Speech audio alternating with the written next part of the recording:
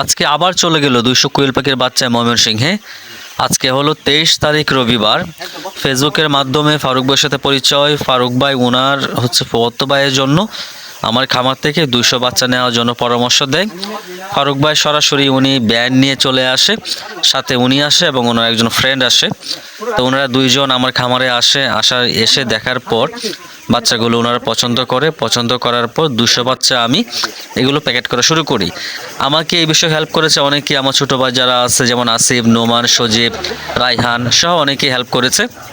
সবার কাছে কৃতজ্ঞ আমি যে আমি এই পথে যখন পথ চলা শুরু করি আমাকে সাহস দেওয়ার জন্য, সঙ্গ দেওয়ার জন্য আমার ছোট ভাই বাদার যারা আছে সবাই আমাকে উদ্বুদ্ধ করেছে, হেল্প করেছে। আমি তাদের কাছে কৃতজ্ঞ।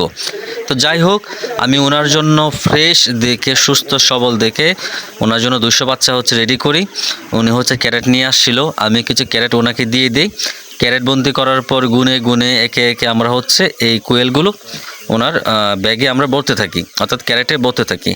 এরপর হচ্ছে আমরা হচ্ছে এখানে ওনাকে পরামর্শ দিয়ে দিই যে পাখিগুলো নেওয়ার পর কী কী মেডিসিন খাওয়াবে, ডিম পাড়ার পূর্বে কোন মেডিসিনটা দিবে এবং কি কি খাওয়ালে পাখির গ্রোথ বাড়বে, কোন ভিটামিনটা দেওয়া দরকার এবং কোন রোগ হলে কোন পরিষেবা করতে হবে, কি খাবার দিতে হবে, কোন বয়সে কী রকম খাবার দিলে তার গ্রোথ ভালো থাকবে। আরও নানান রকম পরামর্শ আমরা দিয়েছি।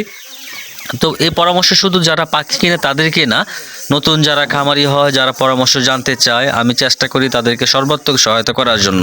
তো চলে যাচ্ছে গৌরীপুর বুকাইনগর থেকে হচ্ছে ময়মনসিংহের উদ্দেশ্যে পাখিগুলো। সুস্থ থাকুক পাখিগুলো, ভালো থাকুক পাখিগুলো। যিনি নিয়েছেন ওনার পাখি পালনে আল্লাহ বরকত দান করুক। সবাইকে ধন্যবাদ। আসসালামু আলাইকুম।